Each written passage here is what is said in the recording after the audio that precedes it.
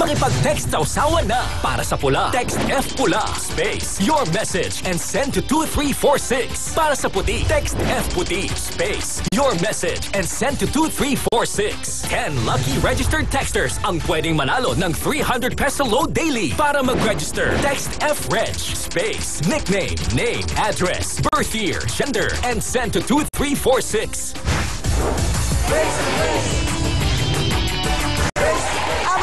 Sausawan ang pinagtataka nating lahat. Bakit ka ba pinakilala, Ate Mary Jane, na kayo ang asawa ni Jojo? Yun po ang pakilala niya doon sa mga katrabaho niya. Kasi inutusan po ako niya na kumuha ng sahod niya. Lagi naman po akong kumukuha ng sahod niya. Parang asawa nga po eh. Ang sabi lang naman, kunin mo yung sweldo. Hindi naman sabing aswangin mo yung asawa. Okay, para lang sa kabatiran ng ating mga nanonood, nung ikaw pala ay lumalaki, ang nag-alaga sa'yo ay si Ate Nelia mo. Tama ba ako? Napag-alaman ko yun. Opo. Sige, pakikwento sa amin. Siya po nag-alaga sa akin nung bata pa ako. Sabay po kami lumaki. Tapos? Lahat po ng pinaglulumaan niya sa akin niya binibigay.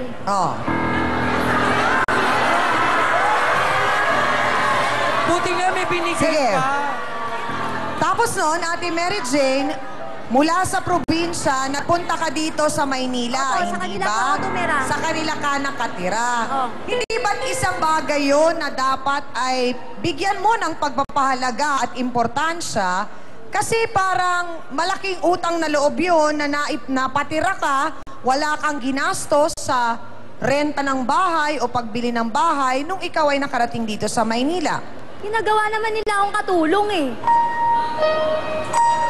O, di sana, nagsabi ka, Mary Jane, na wag namang ganon. Makikisama ka, pero wag ganon. Ano naman gawin ng Ha? Ang tanong ko, Mary Jane, bakit masama ang loob mo sa ate mo? Hindi masama loob ko sa kanya. Doon lang kami nag-away tungkol sa asawa niya nga, na inagaw ko nga. Ano po bang tawag doon? Sabi niya, ako. Sabi niya ako, may magawa ka?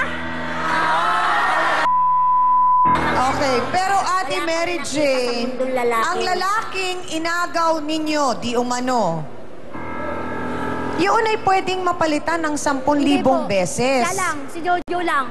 Ang magkapatid, ang magkadugo, ay magkadugo. Wala na po akong kapatid. Wala po na nag-away kami tungkol sa asawa niya. Hindi ko na po siya kapatid. Tinakwen ko. Mamatay po ako. Bibigyan ko kayo na eksena, ha? Ipagpalagay na natin. Nakasakay kayong tatlo sa bangka. Lulubog ang bangka. Sino ang pwede mong sagipin? Si Jojo. Si Jojo! Bakit may angal kayo? May angal kayo? Mary Jane. So ang tanong ko, bakit nangyaring ipagpapalit mo ang kapatid mo kay Jojo? Lahat po. Kaya ko po siyang patayin para lang kay Jojo. Kaya ko po siyang patayin para lang kay Jojo na hindi niya maagaw sa akin.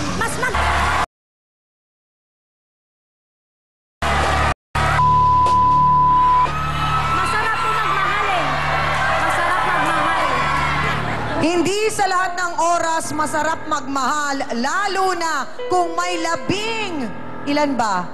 11 bata ang nawala ng ama dahil sa maling pagmamahal. Naku mga kasawsawan, mga nanay sa pula, handa na ba kayo sa mga tanong nyo? Anong comment mo, te?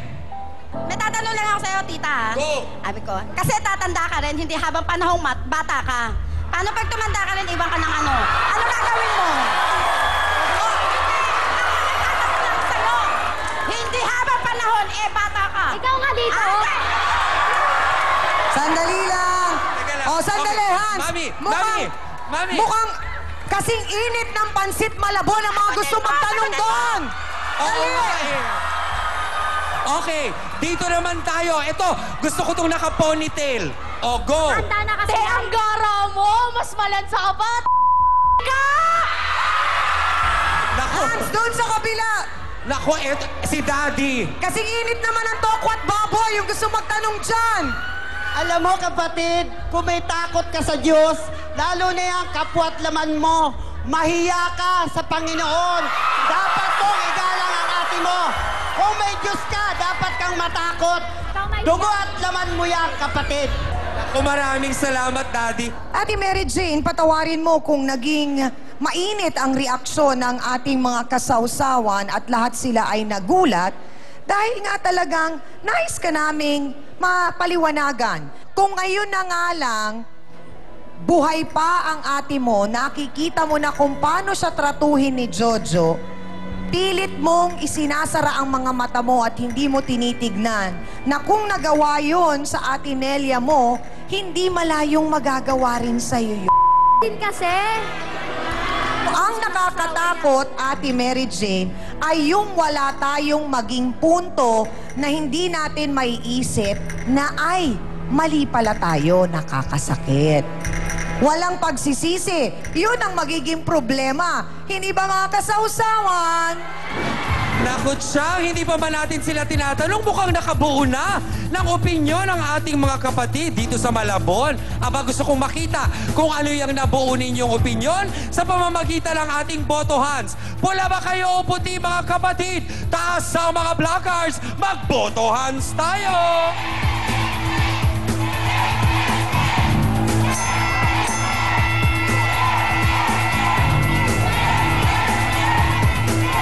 Siyang napansin ko na parang ina-expect na ni Ate Mary Jane na kukonte kung meron man siyang makukuhang suporta sa ating issue ngayon. Pero parang ang nakaka-bother talaga is she doesn't seem to mind. Parang wala na talaga siyang pakialam ano pa man ang sabihin ng kanyang kapatid o ng kahit na sino pang tao. Yan ang ating boto hands. Siya po ang unang nakaalam ng kataksilan at pinakiusapan pa raw siya na huwag magsumbong kay Aling Neria. Narito po si Lorena Medianes. Pasok!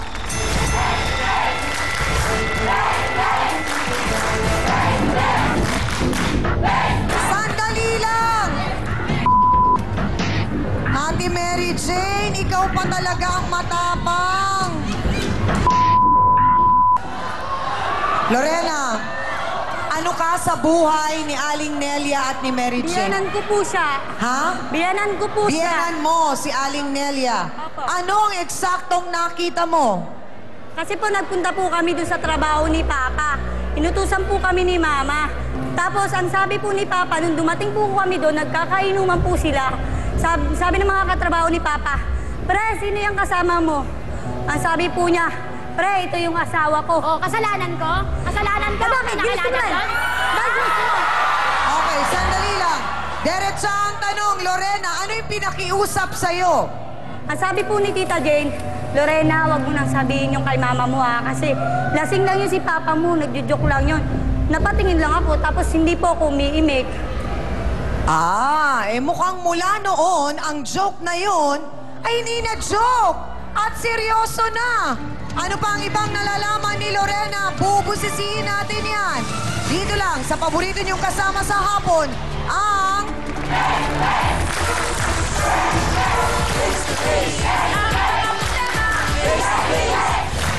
Magkasama kayo ni Jojo. So tumira kayong malapit sa bahay nila. Malayo-layo rin po. Bakit hindi sa mas malayo lugar? Bakit po ako magtatago? Wow, proud! Facebook sausawa na mga kapatid. Ann Sue. Hello, Chang Ami. Kami po ay palaging nanonood ng face-to-face. Dito po kami sa Malaysia. Ang asawa ko po ay isang Malaysian. Gustong-gusto po niyang panoorin ang inyong show dahil may napupulot daw pong aral. Minsan nga po ay tinatranslate ko sa kanya at minsan, pag wala ako sa bahay, nanonood siyang mag-isa. Pero hindi naman niya naiintindihan. Ang sabi po niya, kung pwede po sanang mag-request na lagyan ng English subtitle. Salamat po and God bless.